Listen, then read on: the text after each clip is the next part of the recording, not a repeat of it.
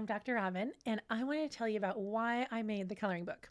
So, my anatomy coloring book may look like just another anatomy coloring book, but I designed it specifically to match with my teaching style, which is you want to understand, not just memorize.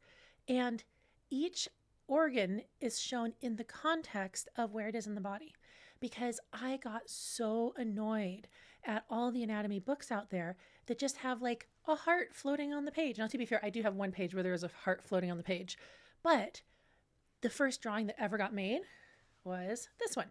This is heart in situ. This is showing where the heart is in context with everything else in your chest because turns out we're really complex creatures and we have a lot of different organs and they all have to work together as systems. And so this coloring book doesn't just teach each organ or label it or name it. It thinks about how they work together in systems and how all the systems work together to keep you alive. And it teaches you how to think. So part of it is just the drawing itself. I designed every drawing in this book to have it show some in some way as you look at it, as you work with it, it just starts making some of this make sense because of how it's laid out, because of how it's drawn. And so it's teaching you just by drawing it like, oh, that's where that is. That's how that works.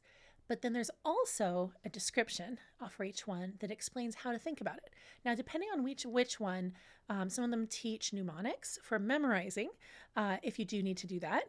But some of them are teaching actually how to think about it and understand it.